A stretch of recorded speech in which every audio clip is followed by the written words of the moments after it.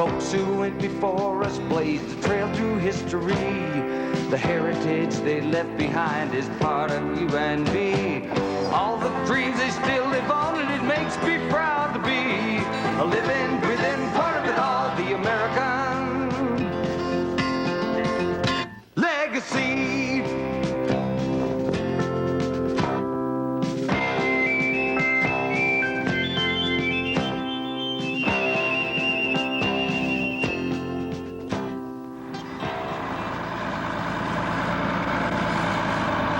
Pull her a little to the right there, that a boy.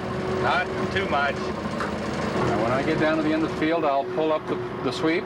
Yeah, if you would. Yeah, all right. Do that. Yeah, we'll make a farmer out of you yet. Yeah, okay, when you get down there, why, just pick her up out of the ground, and then, if you will, take that pickup and go over to the combines. All right. I'll see you over there after a bit. Okay. Then, okay? All right, I'll see you in a little while. Okay.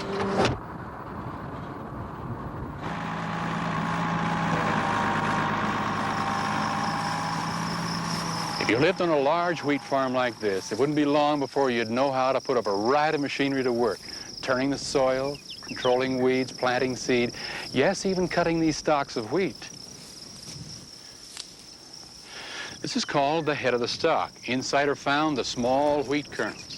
These tiny bits of grain are the reason that Roland Cronk and thousands of other farmers like him spend long, hard days working this land here on the Great Plains.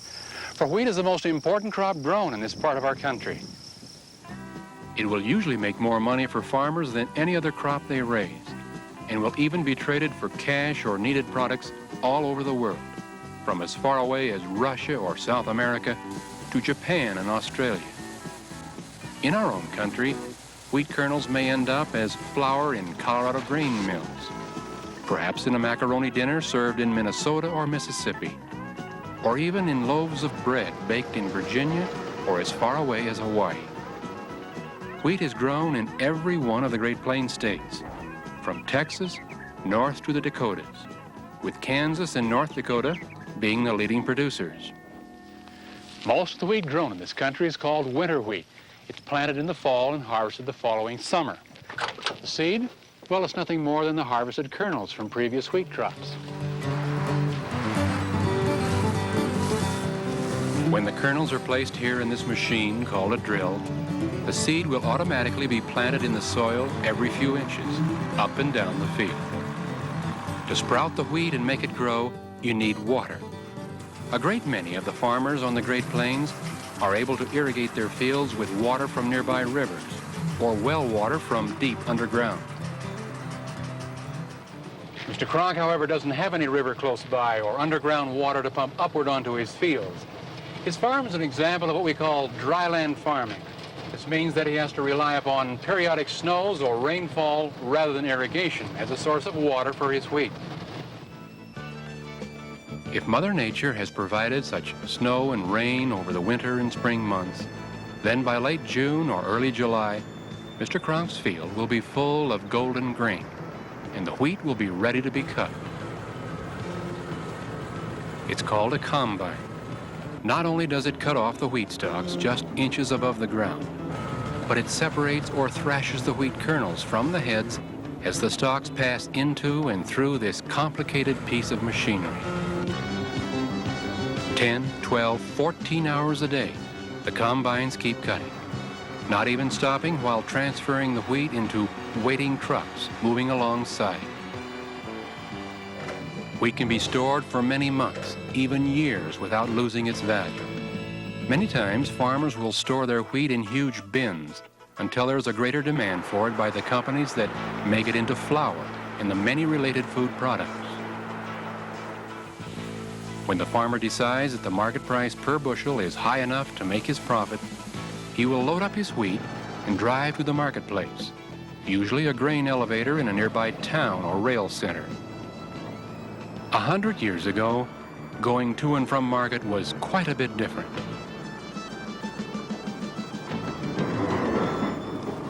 The journey was made in this kind of a vehicle. It was called a freighter wagon. This old sturdy four-wheeler served the early settlers in much the same way that the wheat truck serves the farmer of today. With a couple of good horses pulling it, the pioneer farmer could travel, about 10 miles a day, hauling his crops to the nearest town to sell, bringing back home in exchange the things that he needed, food supplies that he couldn't grow, cloth, furniture, even farm equipment. This was home. Actually, it was called a homestead. Most of them were only 160 acres of prairie land. That's only 1/4 of a square mile. But the land was free, given by the United States government to the family who lived here and to hundreds of thousands of other families who agreed to live on such land for 5 years and try to develop it. It was all part of a plan called the Homestead Act, endorsed by President Lincoln and passed by the Congress of the United States in 1862. The purpose was to encourage people to move out west and help settle this undeveloped country. And it worked. The railroads got an even more tempting offer. Square mile after square mile of land on either side of new railroad tracks would be given free to companies that would build rail lines into and through this unpopulated part of our nation. During the 1870s and 1880s, 4 transcontinental railroads were built across the prairies and the plains, becoming the supply lines for bringing people west to settle on their homesteads. Here on the prairies of Nebraska, there were no trees or rocks to get in the farmer's way.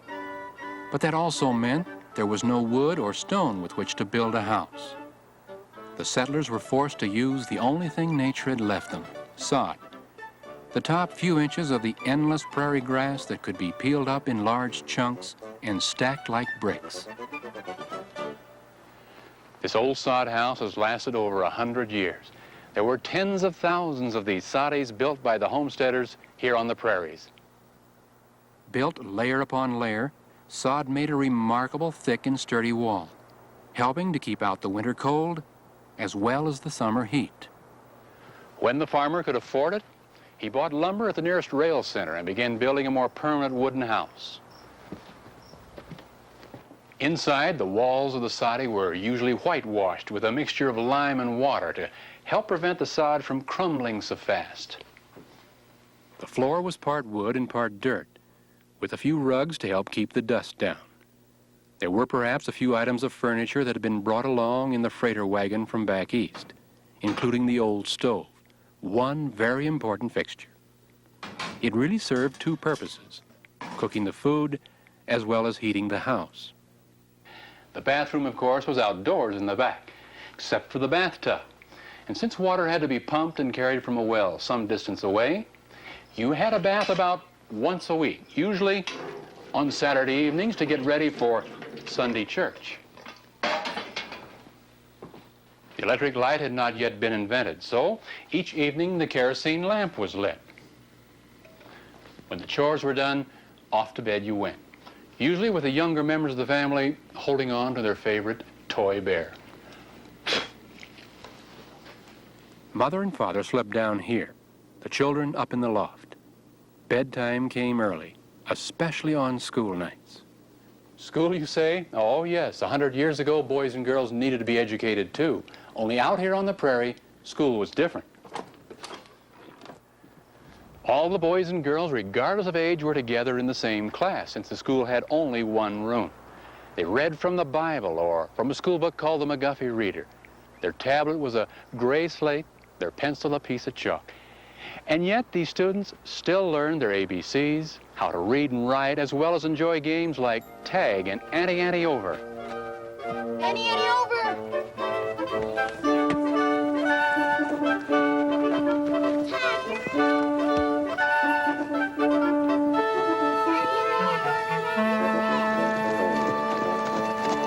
Ann! Hi, Sarah. I thought you had to help your pa. I did. We finished planning this morning. For helping, he let me ride sailboat to school. Can I ride her after school? Well, I guess so. Come on, go. We better not be late. I'll be ready, and I'm going to get a drink of water. I beat ya. Sarah, you're always crowding in. You're gonna get it. You don't scare me none, Jimmy Wilson.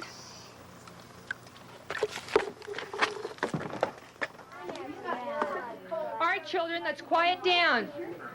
Anne, you have some catching up to do.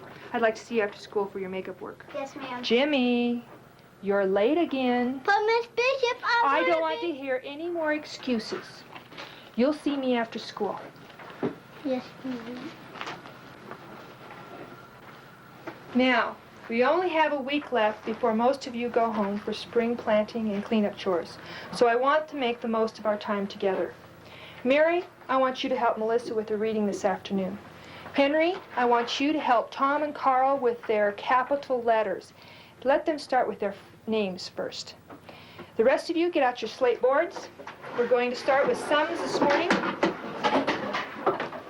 And I want you to copy the problem and then write the answer. What page had you been reading on, Melissa? I think it was this one.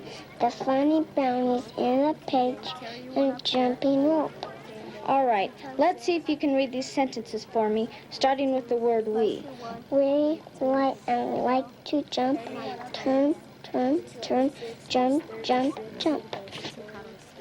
We are playing. I don't know this word. That word is marbles. And you mean in the game of marbles? Yes, the brownies are playing marbles in the picture.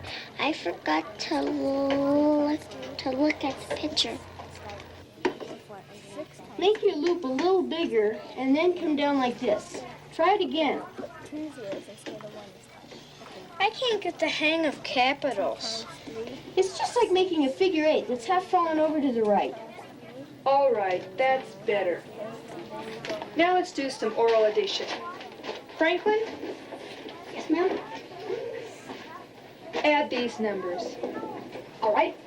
9 and 8 are 17 plus 7 more is 24 plus 8 is 33. No, 32.